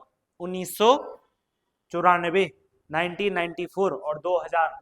अब ये जसपाल राणा मैं आपको नहीं बताऊंगा, क्यों? क्योंकि जसपाल राणा तो सबको पता ही होना चाहिए, फेमस आदमी है ना? तो बाकी ऑनलाइन वाले कमेंट करेंगे कि जसपाल राणा किस खेल से संबंधित व्यक्ति हैं? जसपाल राणा, ठीक है, ये तो बहुत कॉमन नाम है। ठीक है, ऑनलाइन वाले कमेंट करेंगे कि जसपाल राणा किस खेल से संबंधित है। ठीक है, बाकी ये तो कुछ है नहीं। ठीक है, हरि सिंह थापा, हरि सिंह थापा की बात करें तो हरि सिंह थापा किस खेल से संबंधित थे? तो ये भी आपके बॉक्सिंग से संबंधित है, बॉक्सिंग से संबंधित है। ठीक है, बॉक्सिंग से संबंधित है। 1958 में इनको क्या मिला था? रजत मिला था। रजत मतलब सिल्वर। ठीक है, चलो अगला प्रश्न आ जाओ।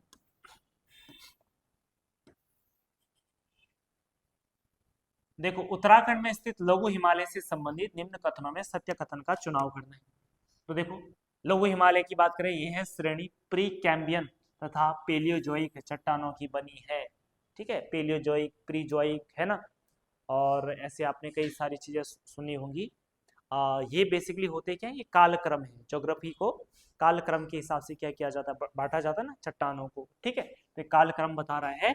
तो पहली वाली बात बिल्कुल सही है। इसमें जीवाश्म का अभाव पाया जाता है, बिल्कुल जीवाश्म का अभाव पाया जाता है। बहुत पुरानी चट्टानें, जीवाश्म कहाँ मिलेंगे इसमें, है ना? ठीक है, बिल्कुल आपको चट्टानी धरातल मिल जाएगा। ठीक है, मिट्टी इसमें बहुत ज्यादा थोड़ी होते हैं, कुछ टाइम के बाद चट्टानें शुरू हो जाती है, तो जीवाश्म मिलने के चांस क्या होते हैं? आपके कम होते हैं। ठीक है, वहीं जब आप शिवालिक की तरफ आ जाओ तो शिवालिक का विकास जो है बहुत अच्छे तरीके से नहीं हुआ है, नया हिमालय है, तो इसलिए यहाँ जीवाश्म मिल जाते हैं, है ना? उत्तराखंड में सबसे ज्यादा जीवाश्म कहाँ मिलते हैं? जो शिवालिक वाला क्षेत्र होता है। इस क्षेत्र में शीतोष्ण कटिबंधीय सदाबहार सघन वन मिलते हैं, जिसमें चीड़, फर, देवदार आदि प्रमुख वृक्ष हैं। क्या बात सही है? क्या बात सही? हाँ, तो लघु में नहीं मिलेगा तो कहाँ मिलेगा, है ना? चीड़ अगर लघु में नहीं मिलेगा तो कहाँ? शिवालिक में मिलेगा। है, देहरादून में चीड़ का पेड़ दिखा आपको कभी? दिखा हो किसी को? है, या कहीं साल के वृक्ष को ही चीड़ चीड़ समझ रहे हो? ठीक, या आपका फर है देवदार, ऊपर हिमालयी क्षेत्रों में तो होता है, जो आपका लघु हिमालय का ऊपरी क्षेत्र है। ठीक है, चलो, तो ये 3 वाला भी सही है। सरयू, पूर्वी रामगंगा नदियां, नयार जैसी नदियां कहाँ से निकलती है? ये भी मध्य हिमालय से ही निकलती है। ठीक है, क्या आपने इनके बारे में पढ़ा कि इस हिमानी से निकलती है? हिमानी, जो हिमानी से निकलेंगी वो महान हिमालय हो जाएगा। जो हिमानी से नहीं निकल रही है अर्थात तो मध्य हिमालय से निकल रही है ना? तो चारों ऑप्शन आपके सही है कहीं पे, तो बी वाला ऑप्शन आपका राइट आंसर। अगला प्रश्न, रुई, गैरधार व बानिक बनिक बुग्याल किस जनपद में है? तो ये है आपके कहा? मुनस्यारी, पिथौरागढ़ जनपद में स्थित है। ठीक है, तो ये बुग्याल आपको याद रखने। बाकी देखो, चमोली में तो बहुत सारी बुग्याल है है ना, बहुत सारे बुग्याल है ना चमोली में, क्वारी है, ठीक है, और कौन कौन से बुग्याल हैं, कैला बुग्याल है, बगजी बुग्याल है ना, ठीक है। टिहरी में बात करें तो टिहरी में कौन से हैं, जैसे खारसोली, ठीक है, ऐसे ही एक और बुग्याल है पवाली काठा, ठीक है, जैव सुरक्षित क्षेत्र घोषित किया गया जड़ी बूटी के कारण पवाली काठा। उसके अलावा अप्सराऊ, एक बुग्याल कौन सा है, अप्सराऊ, इसी को कोटली बुग्याल भी कहते हैं, ठीक है। चलो, उत्तरकाशी में भी बहुत सारे बुग्याल हैं, कौन कौन से बताना जरा, हैं, कौन सा, दयारा बुग्याल हो गया, और चाईसिल बुग्याल हो गया, और कुश कल्याण हो गया, मांझीवन हो गया, है ना, सोनागाड़ हो गया, ठीक है, कई सारे बुग्याल।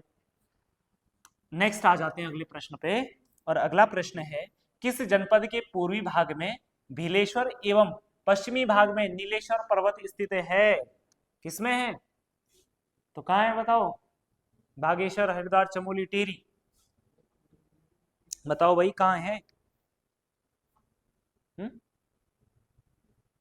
नहीं है ना, है, कहां पर है, ये है बागेश्वर, है ना, बागेश्वर के, ठीक है, पूर्वी भाग में, पूर्वी भाग में इस तरफ भीलेश्वर, और पश्चिमी भाग में क्या है, नीलेश्वर है। वहीं उत्तर में बात करें तो उत्तर में बताओ क्या है, एक कुंड है जिसको बोलते हैं सूरज कुंड, इधर नॉर्थ में सूरज कुंड है, और दक्षिण में कौन सा है, अग्नि कुंड है, दक्षिण में कौन सा है, अग्नि कुंड है, ठीक, ये याद रखना है। वहीं अगर हरिद्वार की बात करें भाई, तो हरिद्वार में अगर हम बात करें तो हरिद्वार में कौन कौन से पर्वत है आसपास, एक है विल्व पर्वत, और दूसरा कौन सा है, नील पर्वत, विल्व पर्वत और नील पर्वत हरिद्वार में, ठीक है। चमोली में तो चमोली कुछ स्पेसिफिक है नहीं, ठीक है, टिहरी में कुछ स्पेसिफिक होगा नहीं, ठीक है। बाकी अगर बात करें तो एक स्थान पड़ता है पिथौरागढ़ में जिसको बोला जाता है गंगोली हाट, क्या बोलते हैं, गंगोली हाट। तो गंगोली हाट में भी दो पर्वत फेमस है, गंगोली हाट के दो तरफ आपके प्रसिद्ध है, ठीक है। उत्तर की ओर बात करें तो उत्तर में है लमकेश्वर पहाड़ी, कौन सी है, लमकेश्वर पहाड़ी, लमकेश्वर पहाड़ी, और वहीं अगर इसके दक्षिण में बात करें तो दक्षिण में है शैलेश्वर पहाड़ी, दक्षिण में कौन सा है, शैलेश्वर पहाड़ी हो जाएगा, दक्षिण में हो गया शैलेश्वर पहाड़ी हो जाएगा। अगला प्रश्न है, अगला प्रश्न, निम्न में से लाल चावल के प्रसिद्ध रामासिराई घाटी किस जनपद में है, ये उत्तरकाशी में, कई बार बता चुका मैं, पुरोला, है ना, कौन सी नदी, कमलघाट। अगला प्रश्न है उत्तरकाशी, चलो इनको जरा मिलान करिए, इस प्रश्न में मिलान करिए जरा, मिलान कीजिए,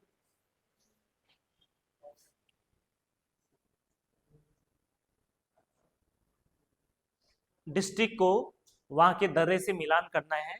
तो सबसे पहले उत्तरकाशी की बात करें तो उत्तरकाशी में कौन सा दर्रा है, नीलांग दर्रा, कई बार हम पढ़ चुके हैं। चमोली में कौन सा दर्रा है, ये क्या लिखा है, धोखा है? अच्छा ये गलत है, धोखा नहीं रे, ये गलत हो गया है ना, हाँ ये हो गया क्वारी, हिंदी में देखो इधर, चमोली में क्वारी, क्वारी होना चाहिए भैया, क्वारी, ठीक है। तो देखो चमोली में क्वारी भी ठीक है, उत्तरकाशी में नीलांग भी ठीक है। कहीं देखो मिल रहा हो एक का एक दो का दो, एक का एक दो का दो, काम नहीं चलेगा, है ना, आगे बढ़ना पड़ेगा, है ना। पिथौरागढ़ में कौन सा है, लिपुलेख जयंती, और वहीं चमोली चीन को कौन मिला रहे हैं, तंजुम। तो देखो सी का 4 और डी का 3, सी का 4 डी का 3, देखो तो सी वाला ऑप्शन आपका राइट आंसर हो जाएगा। अगला प्रश्न आ जाओ, सही युग्म का चयन करिए, टिम्मरसैंण गुफा कहाँ है, चमोली में, बिल्कुल सही बात है, ठीक है। कोई खास बात है टिम्मरसैंण गुफा की, है क्या है, बर्फ का शिवलिंग है ना, एक बार पेपर में आया हुआ भी था क्या, कि अमरनाथ की भांति बर्फ का शिवलिंग कहां पर है, ये टिम्मरसैंण गुफा में है, चमोली में। और चमोली में कहां पर पड़ता है, हाँ नीति घाटी में पड़ता है, ठीक है। ब्यास गुफा भी कहां पर है, चमोली में हो जाएगा। रुद्रनाथ कहां होगा, चमोली में। तो सही आपके क्या हो जाएंगे, सुमेलित हो जाएंगे। अगला प्रश्न, किमोना फॉल कहां पर स्थित है, तो देहरादून चक्राता में स्थित हो जाएगा, है ना, देहरादून चक्राता में किमोना फॉल स्थित हो जाएगा। वहीं फॉल की अगर बात करें तो देखो एक चमोली में जिसको बोलते हैं वसुधारा, वसुधारा जलप्रपात, जो कि किस पे है, मंदाकिनी नदी पर है। इस फॉल की खास बात यह है कि राज्य की सबसे ऊंचाई पर स्थित, सबसे ऊंचाई पर स्थित फॉल है, सबसे ऊंचाई पर स्थित क्या है, वाटरफॉल है। लेकिन अगर ये आ जाए कि राज्य का सबसे ऊंचा वाटरफॉल, तब आंसर क्या होगा है? राज्य का अगर ये आ जाए कि सबसे ऊंचा फॉल, सबसे ऊंचा वाटरफॉल, सबसे ऊंचा जलप्रपात, तो फिर कौन सा होगा है? हाँ, फिर कौन सा होगा, विरथी। अंतर है दोनों प्रश्नों में, है ना। ये सबसे ऊंचाई पर स्थित का मतलब है कि हाइट में ज्यादा ऊपर है ना, ज्यादा ऊंचे पहाड़ पे। ये नीचे तो है लेकिन इसकी ऊंचाई क्या है, ज्यादा है। ठीक है, चलो, तो सबसे ऊंचा जलप्रपात बिरथी हो जाएगा। और बिरथी कहां पर है, पिथौरागढ़ में। ठीक है, कहां पर है, पिथौरागढ़ में। अगला प्रश्न, निम्न में से पिथौरागढ़ जनपद में स्थित कुंड कौन सा है? तो देखो, माहेश्वरी कुंड, ये भी पिथौरागढ़ में, थामरी कुंड पिथौरागढ़ में, गर्म पानी का मदन कूट, ये भी आपका पिथौरागढ़ में। डी ऑप्शन राइट हो जाएगा। अगला प्रश्न, निम्न कथनों पर विचार करना है। उत्तराखंड राज्य सहकारी बैंक की समस्त शाखाएं पूर्णतः सीबीएस कोर बैंकिंग सॉल्यूशन प्रणाली पर कार्यरत है। बिल्कुल सही बात है। उत्तराखंड सहकारी बैंक सहकारी क्षेत्र में फाइनेंशियल स्विच से जुड़ने वाला देश का पहला बैंक है। तो दोनों बात आपकी क्या हो जाएंगी, बिल्कुल सही हो जाएंगी। दोनों बातें क्या होंगी, बिल्कुल सही हो जाएंगी। ठीक है, चलो, उसके बाद हम आ जाते हैं अपने अगले प्रश्न पे। और हमारे पास अगला प्रश्न है 52वां प्रश्न, और इनको आपको क्या करना है, ठीक से मिलान करना है। ठीक है, तो जरा इनको ठीक से मिलान करिए, करो भाई, मिलान करिए इनको, थोड़ा ऊपर ऊपर करते हैं। ठीक है, ऑप्शन दे के भी आप अच्छे से इसको मिलान कर सकते हैं। ठीक है, क्वेश्चन नंबर 52। ठीक है, कर दिया मिलान। हाँ, तो सबसे पहले देखो, चार धाम यात्रा, देखो चार धाम यात्रा के लिए राज्य सरकार ने जो है सड़क सुधार के लिए 10 करोड़ रुपए का प्रावधान रखा है। वहीं जमरानी बांध परियोजना, कई बार बता चुका हूं, 625 करोड़ रुपए। पीएम ग्राम सड़क योजना के लिए 1065 करोड़, और वहीं जो है सौंग परियोजना के लिए 75 करोड़ का प्रावधान रखा गया है। ठीक है, तो यानी कि सी वाला ऑप्शन करेक्ट हो जाएगा। अगला प्रश्न, उत्तराखंड बजट 2025-26 का राजकोषीय घोटा, घोटा घोटा नहीं, घाटे, घाटा है ना। ठीक है, ये कितना है, कितना अनुमान किया, लक्ष्य कितना है, 2.94%। आप जानते हैं राजकोषीय घाटा क्या होता है, क्या होता है राजकोषीय, जिसको फिजिकल डेफिसिट भी कहा जाता है। राजकोषीय घाटा बेसिकली वो घाटा होता है, जैसे मान लो सरकार ने अपना क्या बना रहा, जैसे सरकार निकालती है ना अपना वित्तीय वार्षिक विवरण निकालती है, जिसको बजट बोला जाता है। जब बजट सरकार निकालती है तो आपने देखा होगा कि सरकार के एक्सपेंडिचर होते हैं, और बजट वैसा होता क्या है, सरकार की इनकम क्या है, सरकार के एक्सपेंडिचर एक साल में क्या होने वाला है, इसका जो पूरा विवरण, पूरा जो ब्यौरा दे रखा होता है, वही क्या होता है, सरकार का बजट होता है। उसी को तो बजट बोलते हैं। ठीक है, जब हमारे खर्च क्या हो, ज्यादा हो, इनकम क्या हो, कम हो, तो इसी को क्या बोला जाता है, राजकोषीय घाटा कहा जाता है। और वर्तमान में जो राजकोषीय घाटा कम करने का लक्ष्य रखा गया, कितना, 2.94% होना चाहिए। ठीक है, चलो अगला प्रश्न, नेक्स्ट प्रश्न है, चलो जी, ये भी थक गया है तो थोड़ा सा इसको भी आराम देते हैं ना, थक गया बेचारा। चलो हो जाएगा, अभी ठीक हो जाएगा, टेंशन मत लो। हाँ, ए हो गया, उसको बीच बीच में रेस्ट चाहिए होता है ना, जैसे आप लोगों को क्या है, पानी चाहिए होता है, खाना पीना वगैरह जो भी है।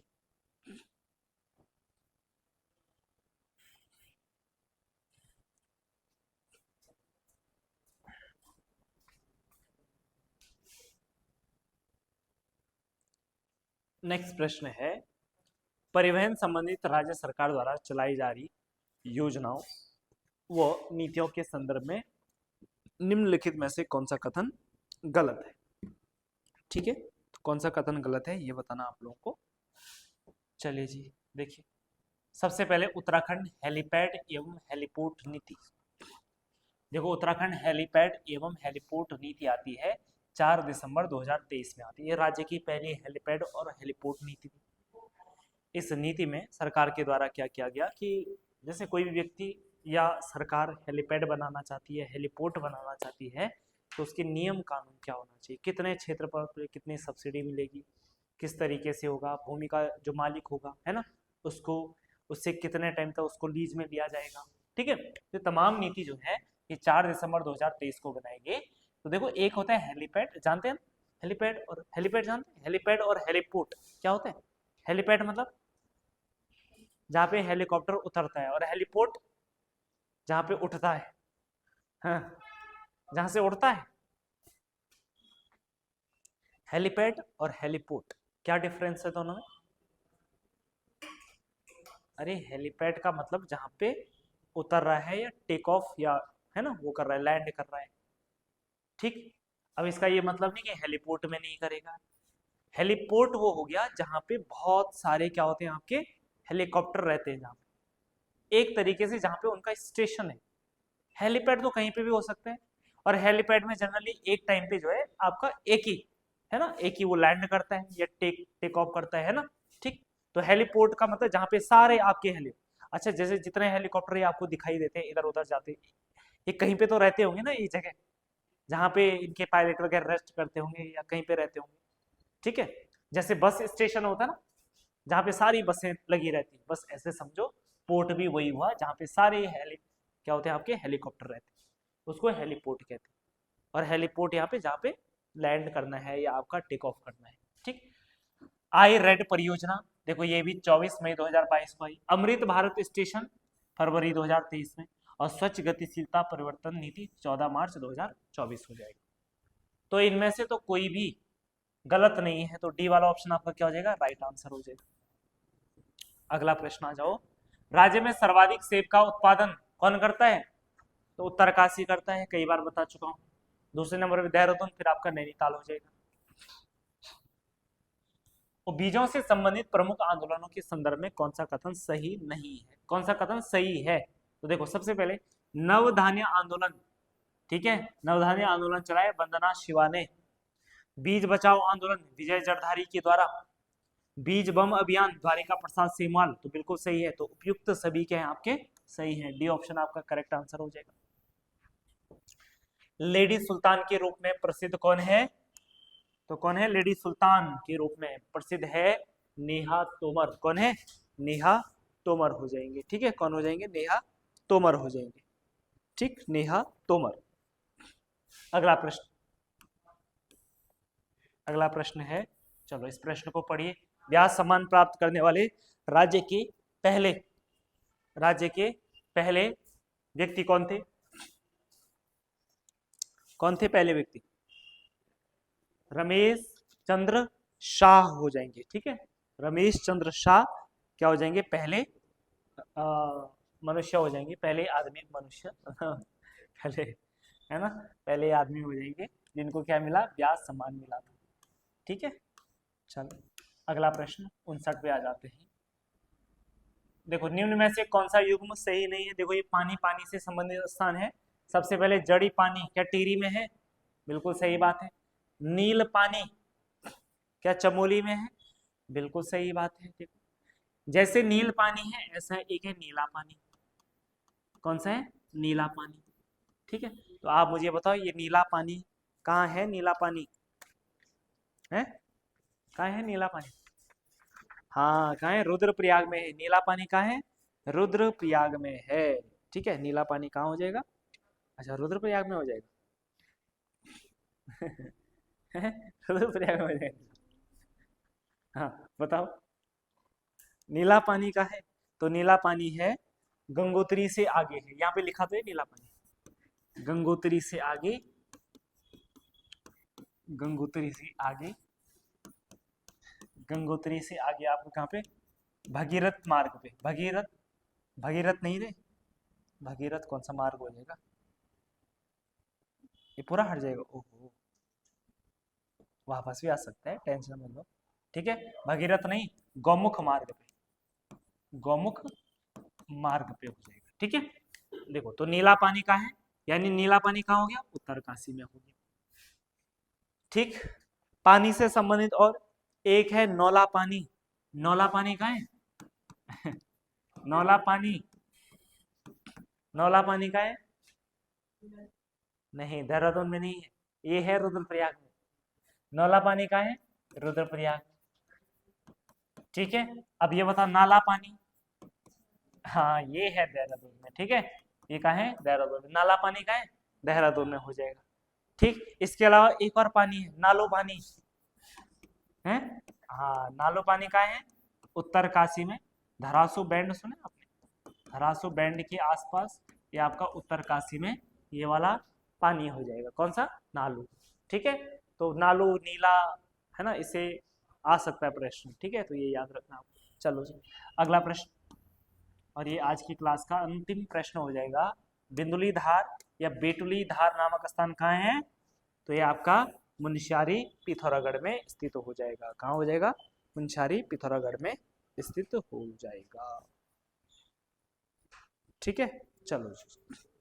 अच्छा, उससे पहले वाली में कौन सा कथन गलत था वो बताना था ना, वो तो बताया ही नहीं आप लोगों ने। कौन सा गलत था? टेरी कहाँ रे गलत होगा? रुद्रप्रयाग होगा ना। ये नीला पानी, ये रुद्रप्रयाग में नहीं, ये कहाँ? नीला पानी कहाँ? उत्तरकाशी में। ठीक है, चलो जी। तो इसके साथ ये सेट नंबर 61 का क्या था? सॉल्यूशन था। अब इसके बाद मिलते हैं आपसे अगले सॉल्यूशन में। कौन सा? सेट नंबर, हाँ 62, 62वां है ना। और इसका दूसरा पार्ट किस में आएगा? हाँ, ये आ जाएगा आपको कल तक मिल जाएगा। ठीक है, चलो जी, ये पार्ट 1 और पार्ट 2 आपको कल मिल जाएगा जीएस हिंदी का। चलिए जी, थैंक यू।